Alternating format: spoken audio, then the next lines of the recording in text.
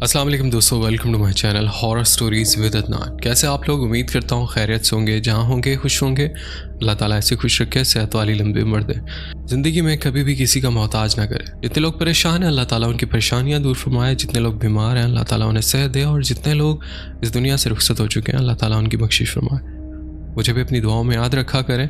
काफ़ी लोगों को इंतज़ार था ट्रक स्टोरीज़ का। ले भाई आ गई है ट्रक स्टोरीज़। तो भाई ऐसी ट्रक स्टोरीज़ आई हैं कि याद करेंगे। 2 ट्रक स्टोरीज़ हैं जो आज की स्टोरीज़ में मैं आपसे शेयर करने वाला हूँ। ये दोनों लॉन्ग स्टोरीज़ हैं और ऐसी स्टोरीज़ हैं जो आप एंड तक सुने बगैर रह नहीं सकेंगे। एक छोटी सी अनाउंसमेंट करना चाहूँगा कि मैंने 2 चैनल और क्रिएट किए हैं, जिसमें एक मेरा पोइट्री का चैनल है और उस पर मैं पोइट्रीज़ डाल रहा हूँ। अगर आप लोगों में से किसी को इंटरेस्ट है पोइट्रीज़ में तो वो चैनल लाजमी विजिट कीजिएगा, उसे भी सब्सक्राइब कर लें। आपका भाई फुल सागर बना हुआ उसमें। और दूसरा चैनल मेरा लव स्टोरी का है, और अगर आप लोगों में से किसी को लव स्टोरीज़ का शौक है तो वो लोग भी उस चैनल पर विजिट कर सकते हैं। उन दोनों चैनल्स का लिंक मैं डिस्क्रिप्शन में दे दूंगा, लाजमी विजिट कीजिएगा और हौसला अफजाई के लिए उसे सब्सक्राइब कर दीजिएगा। चलते हैं आज की स्टोरीज़ की तरफ।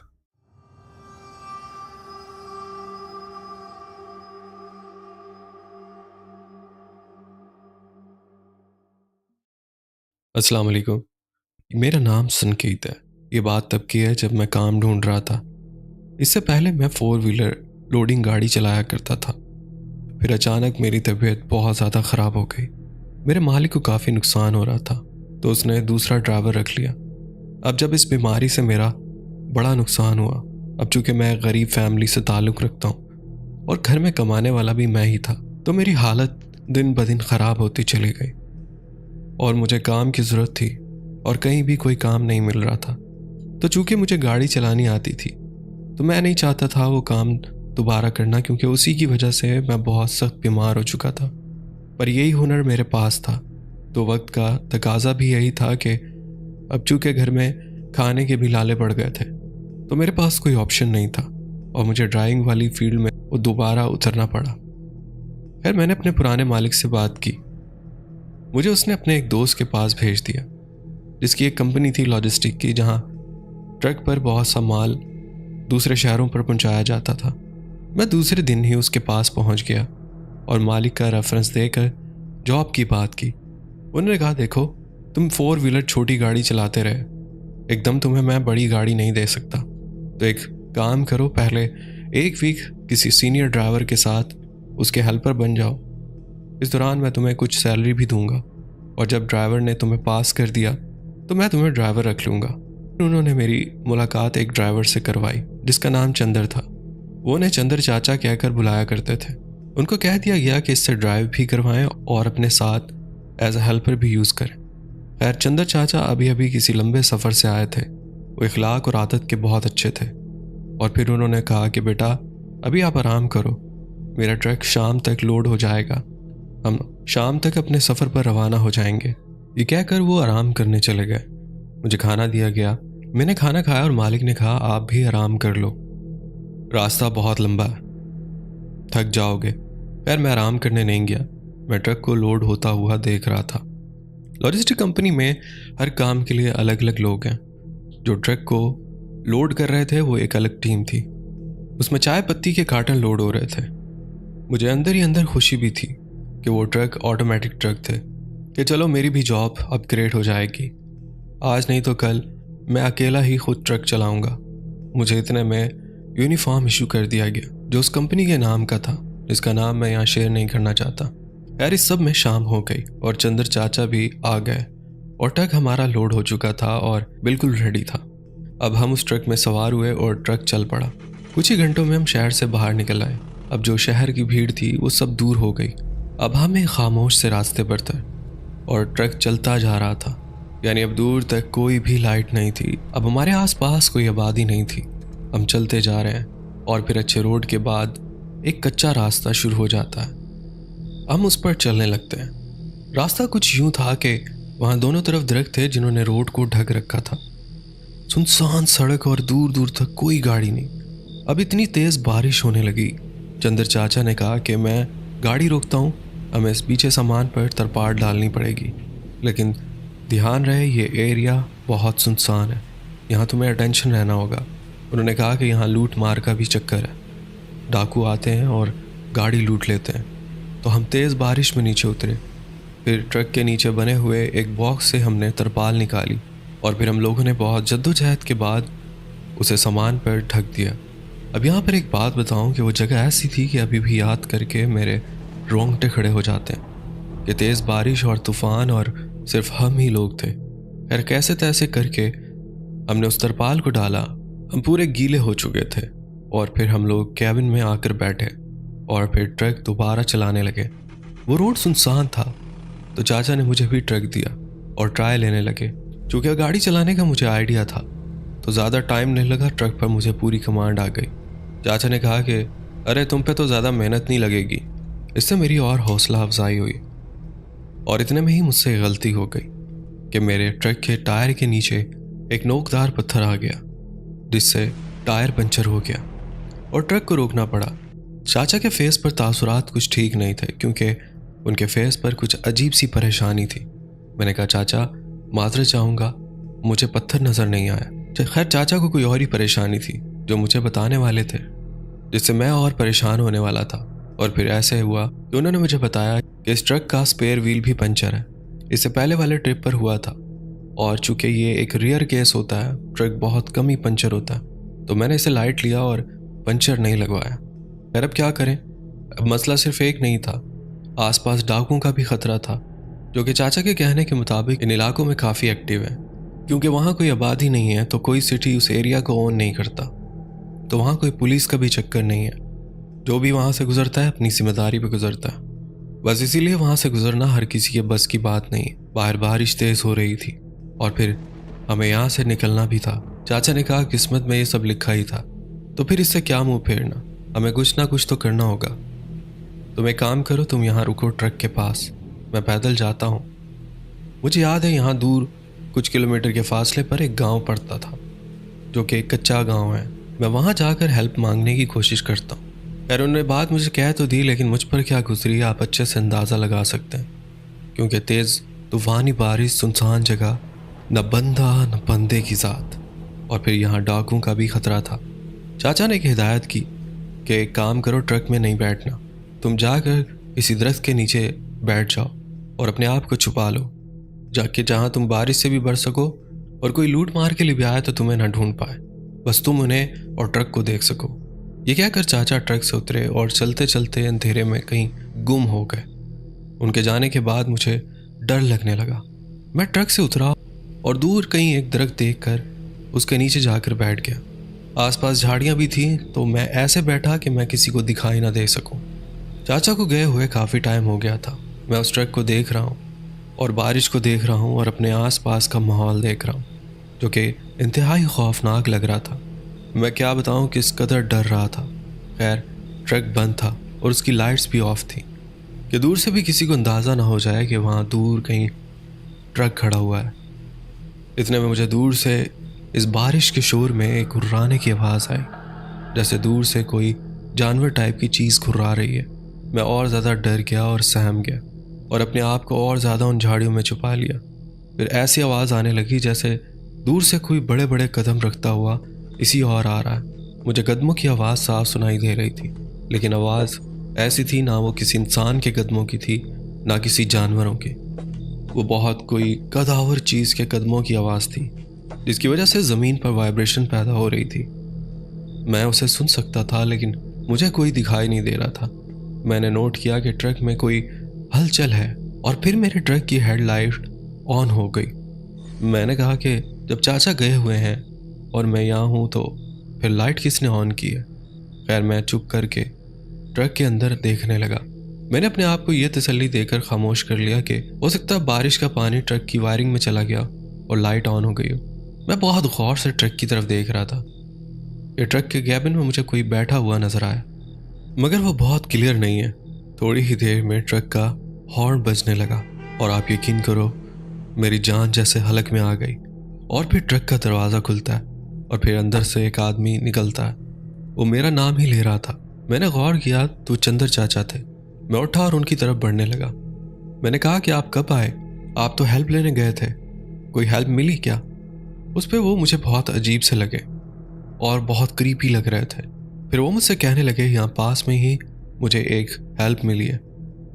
वो मुझे एक टायर दे रहे हैं जो हमें दोनों को लाना पड़ेगा, क्योंकि टायर बहुत भारी है, तो तुम्हें मेरे साथ चलना होगा। मैं उनके कहने पर उनके साथ चलने लगा और फिर हम कच्चे रास्ते से होते हुए एक दूसरे जंगल के अंदर एंटर हो गए, जो कांटेदार झाड़ियों का था। मुझे सब अजीब लग रहा था। ये चाचा अजीब बिहेव कर रहे थे। उस अंधेरे में वो ऐसे चल रहे थे जैसे वो इन रास्तों पर कई बार आ चुके हैं और उन्हें ये रास्ते रटे हुए हों। मैं उनके पीछे पीछे चल रहा था। एकदम से चाचा कहीं खो गए। मैं भागता हुआ आगे गया, देखा तो वो उस रास्ते पर कहीं नहीं थे। हालांकि वो उस रास्ते पर जहाँ भी जितनी भी दूर जाते मुझे नज़र आते। खैर, डरा हुआ तो पहले ही था, मगर ये होना ही था कि दूर ट्रक खड़ा हुआ था और वहाँ से कोई ट्रक के डिम्पर मार रहा था। डिम्पर मतलब लाइट्स ऑन ऑफ कर रहा था और ट्रक का हॉर्न मुसलसल तेज तेज बजने लगा, जिसने माहौल को और खौफजदा कर दिया। और फिर अच्छी बात यह थी उसकी लाइट ऑन ऑफ हो रही थी, तो इससे मैंने उस ट्रक की तरफ दौड़ लगा दी। मुझे पीछे से ऐसे लगने लगा कि कोई मेरे पीछे भाग रहा हो और फिर साथ ही साथ मुझे पीछे से हंसने की आवाज़ें आने लगी। मैंने पीछे मुड़कर देखा मगर मुझे कोई नज़र नहीं आया और फिर जैसे ही मैं ट्रक के पास पहुंचा तो देखा कुछ हेवले नुमा लोग हैं। वो ट्रक को बहुत अजीब से देख रहे हैं। मैं वहीं चुप हो गया और देखने लगा और खामोश होकर एक जगह छुप कर देख रहा था। वो दरख्त टाइप की चीज़ें थी, वो यानी उनकी जिसामत दरख्तों के तनों से मिलती जुलती थी। वो अजीब सी आवाज़ों में घुर्रा रहे थे जैसे आपस में बातें कर रहे हैं। मैं ये मंजर देख रहा था। फिर मुझे दूर से गाड़ी आती हुई नज़र आई। मैंने देखा वो गाड़ी यहीं आ रही थी। फिर आहिस्ता आहिस्ता वो बहुत करीब आ गई और फिर ट्रक के करीब आने लगी। इतने में वो हेवले वहाँ से गायब हो गए। मैंने देखा कि गाड़ी से चाचा उतरे हैं और मुझे आवाज़ें दे रहे हैं कि तुम जहाँ भी छुपे हुए हो आ जाओ। मैं डरते डरते वहाँ पहुँचा।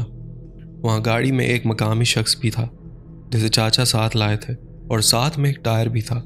डाला नुमा गाड़ी के पिछली साइड पर पड़ा हुआ था। उन्होंने मेरी हालत देखी। मैं डरा हुआ था। वो हंसने लगे। मैंने उन्हें कहा कि मैं यहाँ डर गया हूँ, आप यहाँ पहले भी आए थे, मुझे आप साथ लेकर जा रहे थे। उन्होंने कहा मैं तो अभी आया हूँ। फिर जो मकामी शख्स था उसने कहा कि ये जगह बहुत हॉन्टेड है, हम मकामी लोग भी यहाँ नहीं आते, जिसे हम जिनों की वादी कहते हैं। यहाँ पर लोगों के साथ बहुत पैरानॉर्मल एक्टिविटीज़ हो चुकी हैं, तो तुम्हारे साथ जो भी हुआ वो कोई इंसान नहीं था। और इसका सबूत ये भी था कि मैं अपनी आंखों से उस पुरस्कार चीज़ों को देख चुका था। तो एक मेरी छोटी सी स्टोरी थी, सोचा आपसे शेयर करूं। बहुत शुक्रिया आपने अपनी स्टोरी हमसे शेयर की। बढ़ते हैं एक और स्टोरी की तरफ।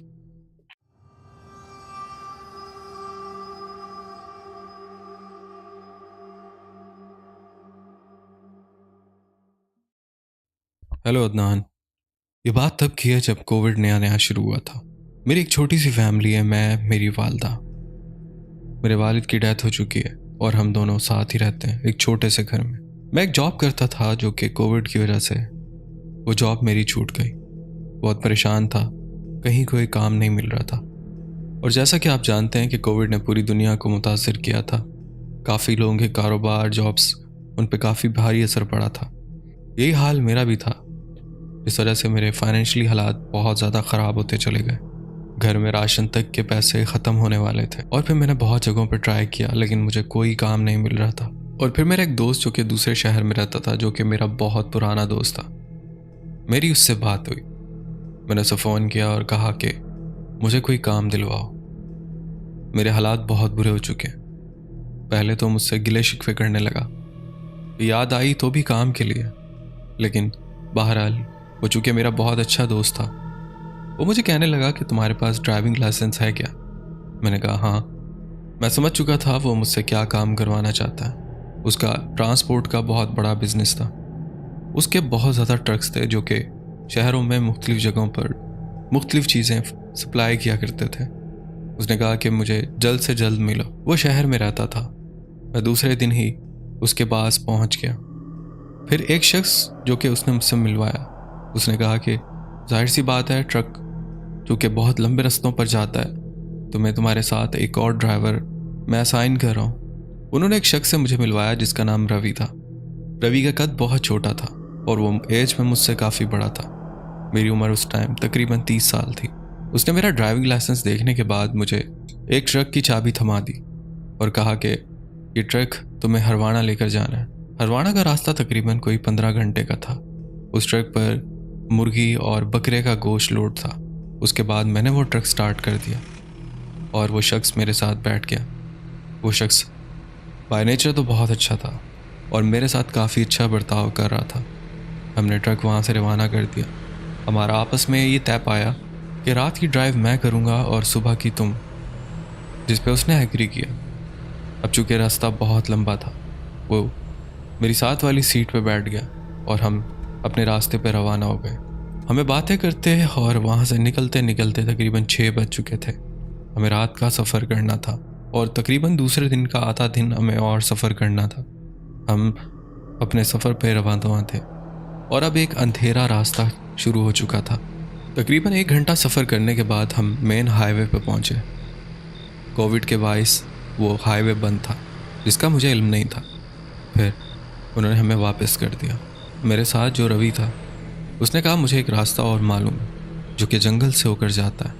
वो रास्ता हमें बहुत लंबा पड़ेगा, लेकिन हमें वहाँ पहुँचना ही पहुँचना है। उसके बाद हमने वापस टर्न लिया और थोड़ी देर बाद उस जंगल वाले रास्ते पर चलने लगे।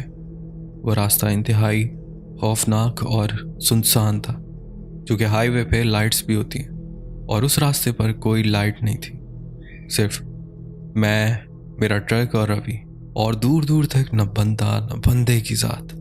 अब चूंकि कोविड की वजह से आपको मालूम होगा कि लोग वैसे ही घरों की हद तक मखसूस होकर रह गए थे, इसीलिए कोई बाहर नहीं निकलता था।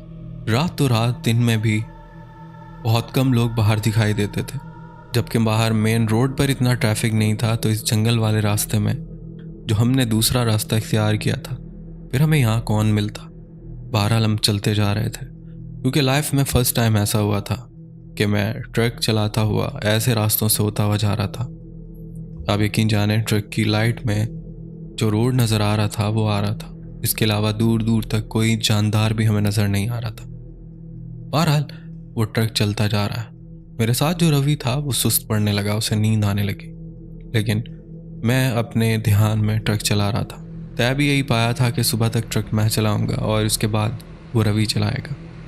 वो सो जाए तो अच्छा है, लेकिन एक कहावत है कि ड्राइवर के साथ बैठकर सोना नहीं चाहिए, कि कहीं ड्राइवर को भी ऊँघ ना आ जाए और गाड़ी किसी हादसे का बायस ना बन जाए। बहरहाल मैं गाड़ी चला रहा था, मेरा पूरा कॉन्सेंट्रेट गाड़ी चलाने पर था। बहुत सफ़र तय करने के बाद मैंने देखा वो चूँकि रास्ता कच्चा था और फिर आगे जाकर 2 रास्ते निकलते थे। अब जो मेरे साथ रवि था वो सो चुका था। मुझे समझ नहीं आई और मैंने एक रास्ता अपनी तरफ से इंतखाब कर लिया, एक अंदाजे से, जो कि मेरी उस काम की सबसे पहली और आखिरी गलती थी। मैं उस रास्ते पर चल पड़ा। वो आगे जाकर रास्ता और ज़्यादा छोटा होता चला गया। अब आप यकीन करें, अगर मैं ट्रक को बंद कर दूं तो उस जंगल की खामोशी और उस खामोशी में उस जंगल में छोटे छोटे जानवरों का शोर, वहाँ का अम्बियांस इतना खौफनाक था कि मैं क्या बताऊं। बस ट्रक चले जा रहा है और वो रास्ता कटता चला जा रहा है। बिलाखिर मैं देखता हूँ कि उस रास्ते में बिल्कुल एंड पे जाके तकरीबन बहुत दूर, कोई 3-4 किलोमीटर मुझसे दूर, मुझे दूर एक लाइट नज़र आ रही है। मैंने गौर किया कि वो लाइट किसी घर में जल रही है, लेकिन वो इसी रास्ते के एंड पर है। दोनों तरफ जंगल है और बिल्कुल सामने उस कच्चे रास्ते पर मुझे दूर एक लाइट दिखाई दे रही है। मैंने दिल ही दिल सोचा कि इस जंगल में आखिर यहाँ पर कौन रह रहा होगा। मैंने ट्रक चलाना नहीं छोड़ा और चलता रहा और बिल आखिर मैं देखता हूँ कि वो एक झोंपड़ी है और हम उस झोंपड़ी के सामने पहुँचे। मैंने वहाँ जाकर ट्रक रोका। इतने में रवि की भी आँख खुल गई। रवि ने पूछा, तुम कहाँ आ गए और ये कौन सी जगह? मैंने कहा मुझे नहीं मालूम, लेकिन देखो ये जंगल में कोई झोंपड़ी है, ज़रूर यहाँ कोई रहता होगा। उसके बाद रवि ने कहा चलो नीचे उतरते हैं और देखते हैं। मैं और रवि ट्रक से नीचे उतरे। हम उस झोंपड़ी की जानिब चलने लगे जहाँ अंदर कोई था। हमें महसूस हो रहा था अब वो ऐसे कि झोंपड़ी के अंदर जो लाइट जल रही थी वो लाइट किसी लालटेन की थी और झोंपड़ी के दीवार के अंदर एक रोशनदान था। वहाँ से किसी का साया हमें दीवार पर पड़ता हुआ फील हो रहा था। वो साया मूव भी कर रहा था, लेकिन उस घने जंगल में आखिर ये कौन रहता है? और इतना अजीब शख्स, और इतना कुछ अजीब लग रहा था कि मैं बता नहीं सकता। दिमाग में कई सवालात जन्म ले रहे थे कि आखिर ये कौन हो सकता है। और उसके बाद हम उस झोंपड़ी के मेन गेट पर आए। हमने दरवाजे को नॉक किया। अंदर कोई था और उसने बड़ी भारी सी आवाज़ में कहा, अंदर आ जाओ और जूते उतार कर अंदर आना। हमने दरवाज़ा खोला। अंदर देखते हैं, अंदर बहुत पुराना सामान पड़ा हुआ है और अंदर एक बुज़ुर्ग मुसलमान शख्स बैठा है जो कुछ पढ़ रहा था और हिल भी रहा था। और उसके बाद उसने हमें अंदर बिठा लिया, यहाँ बैठ जाओ। वो हमसे आई कांटेक्ट नहीं कर रहे थे, उनका मुंह सिर्फ था और वो सिर्फ हमसे बात कर रहे थे। उनके साथ एक लालटेन पड़ी हुई थी और वो कुछ पढ़ रहे थे। हमने उनसे बात की, हमने उन्हें सलाम किया। कहने लगे वालेकुम अस्सलाम। हमने कहा कि हम तो ड्राइवर हैं, हम तो ट्रक चलाते हैं, तो हमारा तो इस जगह पर आना बनता है, लेकिन आप ऐसी जगह पर। उन्होंने कहा कि मैं बस इस दुनिया से दूर कट कर अपने अल्लाह की इबादत करता हूँ, बस यही मेरा सब कुछ है। और उसके बाद हम बहुत हैरान हुए कि एक इंसान सब कुछ छोड़ छाड़ कर, न जाने इसकी फैमिली और इसके घर वाले ये उनके बिना यहाँ अकेले कैसे रहते होंगे और खाना पीना वगैरह कैसे करते होंगे। बहरहाल उन्होंने हमें मिट्टी के प्यालों में पानी दिया जो हमने पिया, उनका शुक्रिया अदा किया। उन्होंने हमें कहा कि जिस रास्ते पर तुम जा रहे हो ये रास्ता तुमने गलत ले लिया, बहुत पीछे तुम एक रास्ता छोड़ आए जहाँ से तुम्हें दूसरी जानिब जाना था। और हम लोग बहुत परेशान हुए। रवि मुझे तकता रह गया कि मैंने पीछे से कोई रॉन्ग टर्न ले लिया था और मैं भी बहुत परेशान हुआ। बहरहाल मैंने कहा कि अब ये रास्ता कितना बाकी है जो हमें आगे एक हाईवे से कनेक्ट कर दे। उन्होंने कहा बहरहाल ये रास्ता तो बहुत शॉर्ट है जो तुम्हें आगे हाईवे से कनेक्ट कर देगा, लेकिन ये रास्ता ठीक नहीं है। ढकी छुपी बातों में उन्होंने हमें ये कहा कि ये रास्ता हॉन्टेड है।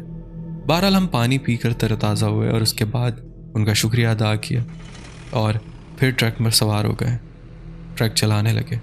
मैं क्या बताऊं वो कितनी खौफनाक जगह थी। अब रवि और मैं बात कर रहे हैं कि वापस ट्रक लें या इसी रास्ते पर आगे चलें। रवि भी कहने लगा कि मालिक का ट्रक है, फ्यूल का भी हिसाब देना होगा, अब बहुत ज़्यादा आगे आ चुके हैं, जितना ट्रक हम चला के यहाँ तक आ चुके हैं, अब बेहतर यही है इसी रास्ते पर आगे चलते हैं। और भी मैं कहने लगा कि जो उन बाबा ने कहा उनका क्या। रवि ने कहा जो होगी देखी जाएगी, बस तुम चलो। और उसके बाद हमने ट्रक चलाना शुरू कर दिया। तकरीबन 1 घंटा सफ़र और करने के बाद हमारे ट्रक की छत पर थम करके जैसे कोई चीज़ ने छलांग मारी हो। अब मैंने ट्रक से बाहर देखा, मुझे झाड़ियों में से ऐसा महसूस होने लगा जैसे मुझे कोई देख रहा है। मैंने ट्रक की स्पीड और बढ़ा दी। छत पर ऐसा लग रहा था जैसे किसी ने छलांग मारी है और कोई छत पर मौजूद है। थोड़ी देर बाद मुझे फिर से किसी के छत पर छलांग मारने की आवाज़ आई। मैंने बाहर ऊपर दरख्तों को देखा, जो दोनों तरफ ट्रक थे उन्होंने उस रास्ते को ढका हुआ था। ऐसा लग रहा था कोई चीज़ है जो दरख्तों का सहारा लेकर हमारे ट्रक पर आकर छलांग मारती थी और फिर दोबारा से उन दरख्तों पर जैसे कोई खेल रहा हो, जैसे कोई जानवर हो। लेकिन आप यकीन जाने उस अंधेरे में उस चीज़ का ये फील आया जैसे कोई इंसान नुमा चीज़ हो, लेकिन वो दरख्तों की शाखों को पकड़कर मेरे ट्रक के ऊपर छलांग मार रही थी। रवि भी बहुत परेशान हो गया और बहुत बुरी तरह डर गया। उसके बाद मैंने देखा चांद की चांदनी में जो मेरे ट्रक का शैडो पड़ रहा था उस ज़मीन पर, उसमें मुझे महसूस हुआ कि मेरे ट्रक पर कोई खड़ा हुआ है और वो बाकायदा किसी इंसान नुमा कोई चीज़ का शैडो था। मैंने रवि से कहा कि हमारी छत पर कोई है और उसके बाद रवि और ज़्यादा डरे जा रहा था। मुझ में फिर कुछ हिम्मत थी, लेकिन वो बहुत बुरी तरह डर चुका था। उसके बाद कुछ ऐसा होता है कि हम दोनों के पैरों तले ज़मीन निकल गई। हमारे ट्रक के अंदर से एक धमाके की आवाज़ आई और ट्रक ज़ोर लगाने लगा। मैंने महसूस किया कि मेरे ट्रक का एक टायर ब्लास्ट हो चुका है। वो आवाज़ मेरे ट्रक के टायर की थी। मैंने रवि से कहा कि वैसे ही यहाँ पर चलना मुहाल हो रहा था और अब ये मुसीबत। रवि ने कहा उन बाबा जी ने ठीक कहा था, हमारे लिए रास्ता ठीक नहीं है, हम गलत रास्ते पर आ चुके हैं। मैंने रवि से कहा कि अब हमें तो कुछ करना होगा, हमें इसका टायर चेंज करना होगा। रवि ने कहा कि तुम खुद जाकर चेंज करो। मैंने कहा ये मजाक की बात है क्या, इतना बड़ा टायर है, मैं अकेले कैसे चेंज करूँगा, तुम्हें भी मेरे साथ उतरना होगा, हम दोनों को मिलकर वो टायर चेंज करना। उसके बाद हम दोनों ने हिम्मत की।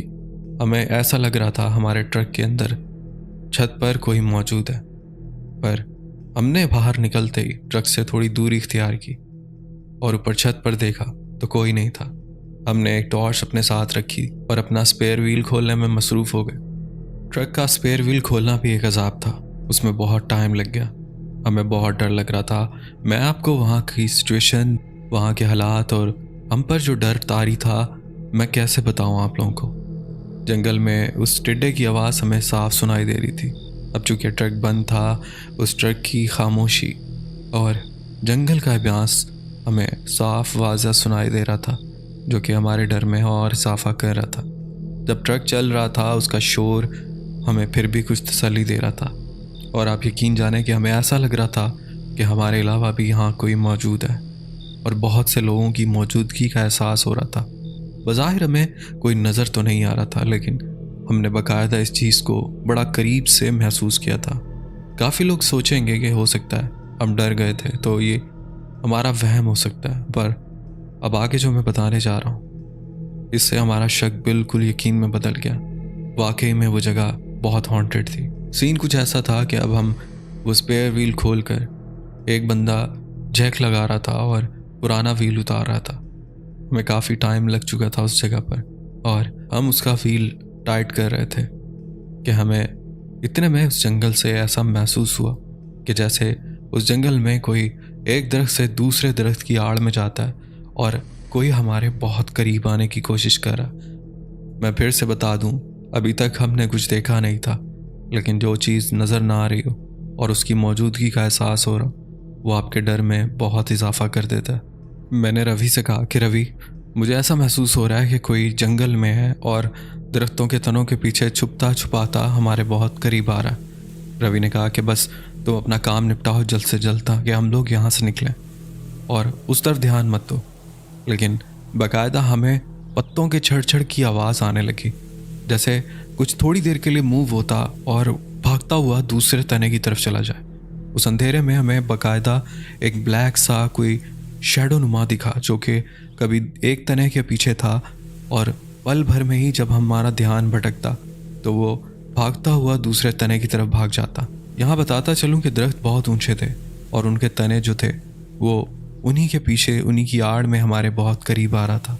मैंने रवि से फिर कहा कि रवि, हमारे साथ कुछ बुरा ना हो जाए। तो रवि ने कहा एक काम करो, तुम इस टॉर्च को उस तरफ मारो और उस तरफ ही देखते रहो, मैं अंधेरे में ही इसके स्क्रू लगा लेता हूँ। चूँकि मेन काम तो हो चुका है। और उसके बाद उसने स्क्रू लगाना शुरू किए। मेरी टॉर्च उसी तरफ थी। अब यहाँ मैं आपकी ऑडियंस की तवज्जो चाहूँगा। हुआ कुछ यूँ कि जैसे ही मैंने वहाँ टॉर्च मारी, काफ़ी देर मेरा ध्यान उस तरफ ही था। मेरी आंखें फटी हुई थी, डर की वजह से ये हालत थी कि मैं पलकें तक नहीं झपक रहा था कि कहीं उसी टाइम में ही कोई मेरे बहुत करीब ना आ जाए। उसके बाद मैंने देखा कि एक तने के पीछे से कोई ब्लैक शैडो जो कि अपना सिर्फ मुंह निकाल कर हमें देख रहा था। उसकी आंखें बहुत लाल थीं। अभी भी वो हमसे काफ़ी दूर था, लेकिन कोई था जो हमें फॉलो कर रहा था। आप यकीन जाने, मैंने जैसे ही कहा कि रवि, मैंने किसी को देखा है, वहाँ कोई खड़ा है, वो हमें देख रहा है, तभी रवि के हाथ कँपाने लगे। जो थोड़ा सा काम रह गया था रवि से वो भी नहीं हो पा रहा था। रवि ने कहा मत डराओ, बस काम होने वाला है, तुम जाओ ट्रक स्टार्ट करो। मैंने कहा और तुम यहाँ अकेले? अब चूँकि हम पैनिक हो चुके थे और जो टायर हमारा ब्लास्ट हुआ था हमें वो भी वापस अपनी स्टेपनी की जगह लगाना था, उसमें भी टाइम दरकार था। लेकिन रवि ने मुझे कह दिया कि जाकर ट्रक स्टार्ट करो। मैंने रवि से कहा कि यार अभी ट्रक कैसे स्टार्ट करूं, अभी तो ये टायर भी हमें फिट करना है। उसने अपने माथे पर अफसरदगी से जैसे थप्पड़ मारा और मुझे कहने लगा कि बस तुम मेरा साथ दो और तुम उस तरफ ध्यान मत दो। फिर मैंने भी उसके साथ हेल्प करवाई।